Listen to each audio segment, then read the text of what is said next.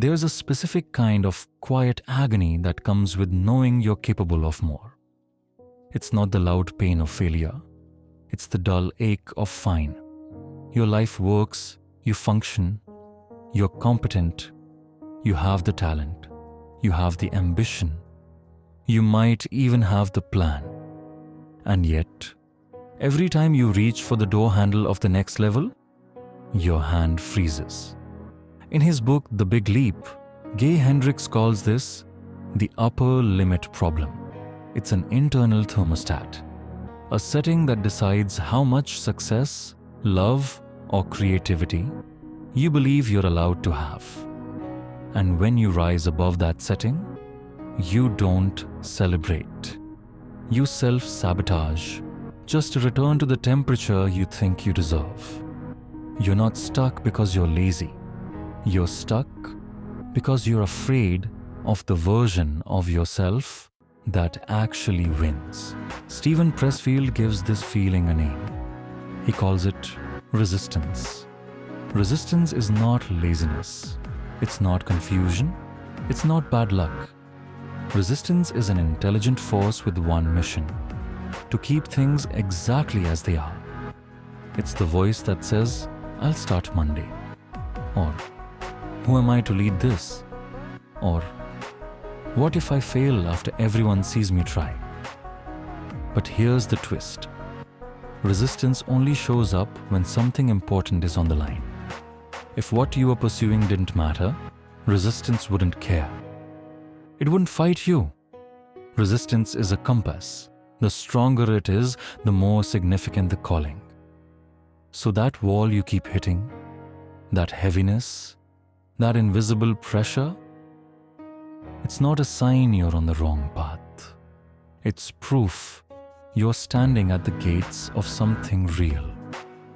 There's an old story about a fisherman.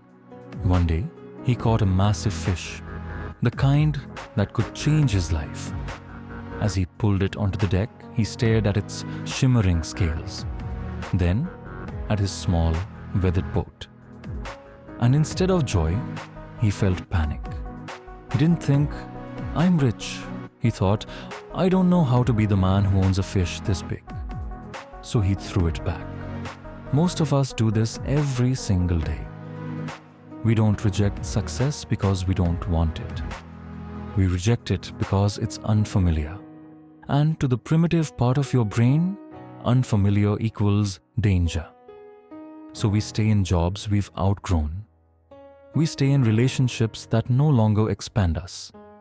Not because they're good, but because they're predictable. We've decorated our cages so well that we forget the bars are unlocked. So how do you stop throwing the fish back? First, stop waiting for the fear to disappear. It won't. Courage isn't the absence of fear. It's moving your hands while they're shaking. Second, you have to raise your internal thermostat. When something goes well, don't brace for disaster. Sit in the discomfort of things going right. Let success feel awkward. Let happiness feel unfamiliar. You're not training skills anymore. You're training your nervous system to understand that more is safe. That growth doesn't equal danger. You've been told the bridge between where you are and where you want to be is hard work. But the truth is, the bridge is self-permission. You don't need another strategy. You don't need another guide.